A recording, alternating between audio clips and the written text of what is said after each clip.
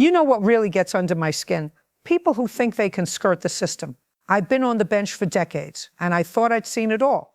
But then Jeff Turner walked into my courtroom with a complaint about a website designer, and let me tell you, this case had more red flags than a Soviet parade. Here's a guy collecting disability for 25 years.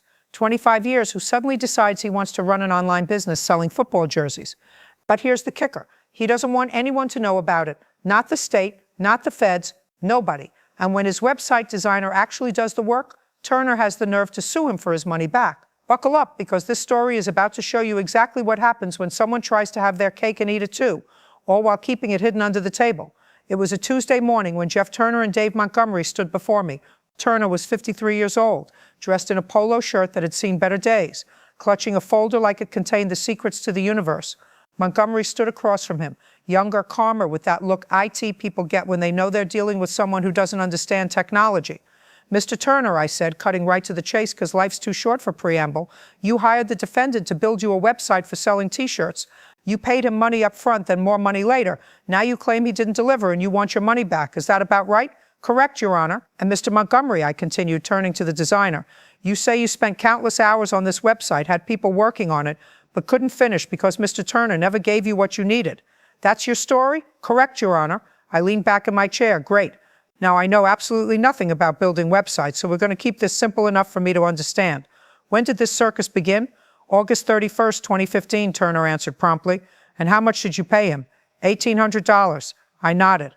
Reasonable start. Then you made another payment? Yes, Your Honor. September 15th, $1,695. Now, let me pause here because this is where my eyebrows started doing their thing. Hold on. You paid this man $1,800. And then just 2 weeks later, you handed over another $1,695 without checking to see what he'd done with the first payment? Turner shifted his weight. Well, no, Your Honor, I didn't.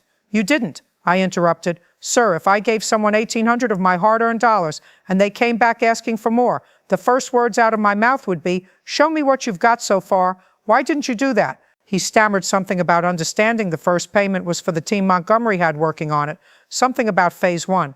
Phase 1 is nice, I said, but by mid-September there should have been something to look at.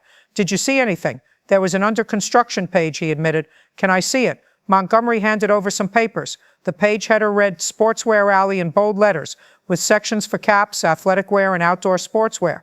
There were placeholder images of football jerseys, the kind that look professional enough to fool someone who doesn't look too close. It was just football jerseys, Your Honor, Turner clarified. Fine, football jerseys. I looked at the mock-up pages Montgomery had prepared. Did you ever see these designs, Mr. Turner? No, Your Honor, I did not. Now Montgomery jumped in, and this is where things got interesting. Your Honor, those jersey pages didn't go up until February 2016 because Mr. Turner never gave me the list of jerseys he wanted on the site. I have the email right here, dated February 9th, 2016. 5.5 months after we started, that's when I finally got his list. He handed me a printed email. Sure enough, February 9th. I turned to Turner. Do you remember sending him this list in February? Yes, Your Honor. Those were the 100 jerseys I wanted, the players' jerseys. So in February, you finally gave him what he needed. And Mr. Montgomery, you created these pages as a result? I did the whole thing, Your Honor. 8 pages of jerseys, all 100 loaded and ready to go. The problem is the site is essentially complete, but Mr. Turner has never provided me with a payment method. There's no way for customers to actually buy anything. I felt that familiar tingle you get when you're about to uncover something good. Let me understand this. You're telling me the site is done, completely done, except for one thing. Mr. Turner needs to set up a way for people to pay, like linking it to Visa, MasterCard, PayPal, whatever people use these days. Exactly, Your Honor. My bailiff Bird nodded. Sounds right to me, Judge. So what's the problem? I asked Turner. Why haven't you set up a payment system? Montgomery didn't let him answer. Your Honor, when we first started this project, I told Mr. Turner the very first thing he needed to do was go to the Secretary of State, register the business name Sportswear Alley, get a DBA, and open a business bank account. Do you know what his response was? I waited. He told me, I do not want Social Security to know I'm running this business. I want to keep it under the radar. And there it was, the truth landing in my courtroom like a grand piano from a 10th-story window. He tried to give me some prepaid card that doesn't work, Montgomery continued. That's one problem. The second problem is I still need information about these jerseys. If you look at the pages, Your Honor, every jersey has a default price of $5 and there's no description. I need to know what type of jerseys these are, mesh, embroidered, cotton. Without that information, customers won't know what they're buying. I turned to Turner slowly. How old are you, sir? 53, Your Honor. And you're collecting Social Security disability? Yes, Your Honor, for 25 years. 25 years. Let that sink in. This man had been on disability since he was 28 years old, and now he wanted to run an online business selling sports jerseys, but only if nobody found out about it. If you make a certain amount of money, I said carefully, that disability stops. Isn't that right? That is correct, Your Honor. I see. I looked at Montgomery. He gave you a debit card? Yes, Your Honor. He said his plan was to eventually challenge himself to get off Social Security by building this business.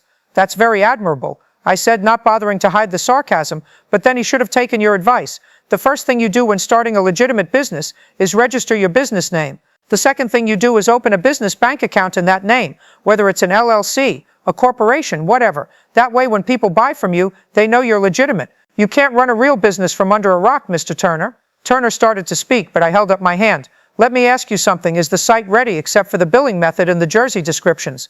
Montgomery nodded. Yes, Your Honor, but I also need content for the first 2 pages. Just rough text that I can format and upload for him. So to be clear, I said, counting on my fingers, you need 3 things from Mr. Turner.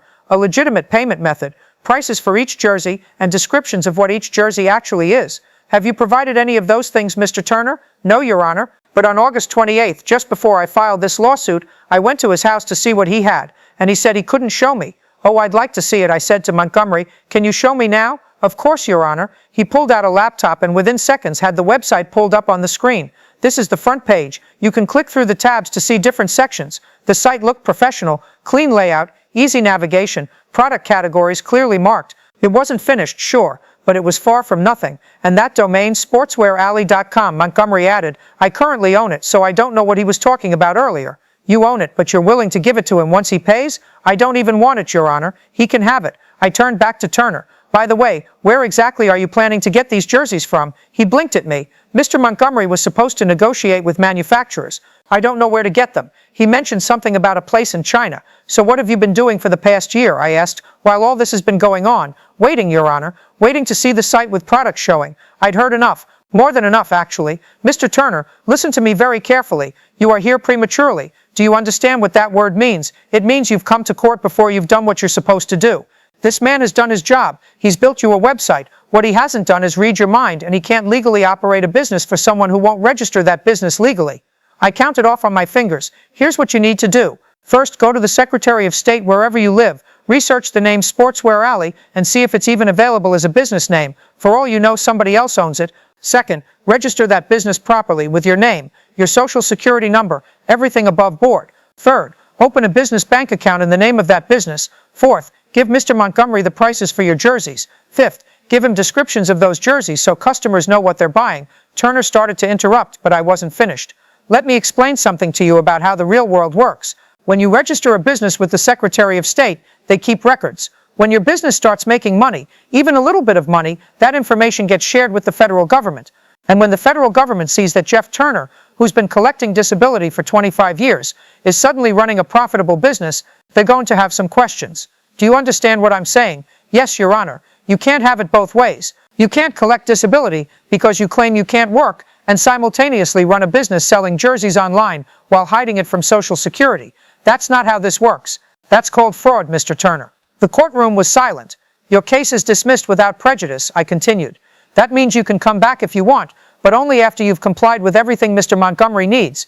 Those 3 things I mentioned, legitimate billing method recognized by the Secretary of State, prices for the shirts and descriptions of the shirts. Once you've done all that, if he still doesn't deliver your website, then you can sue him, but not before. Do you understand? I understand, Your Honor. Good, we're done here. As they walked out of my courtroom, I sat there for a moment thinking about what I'd just witnessed. You see cases like this more often than you'd think. People who want all the benefits of running a business without any of the responsibility or transparency that comes with it. Jeff Turner wanted to make money selling football jerseys, but he didn't want to do any of the actual work that goes into running a legitimate business. He didn't want to register the company. He didn't want to open a bank account. He didn't want the government to know what he was doing. And when the web designer he hired couldn't magically make that happen, Turner decided to sue. What Turner didn't understand, or maybe chose not to understand, is that you can't build something real on a foundation of deception.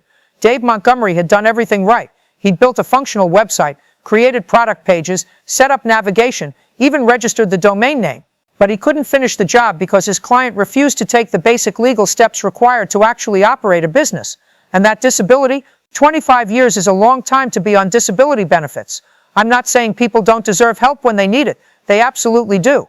But if you're capable of running an online business, negotiating with manufacturers in China, and managing product inventory, then maybe, just maybe, you're capable of doing some kind of work. The system is there to help people who genuinely can't work, not to subsidize people who simply don't want anyone to know they're working.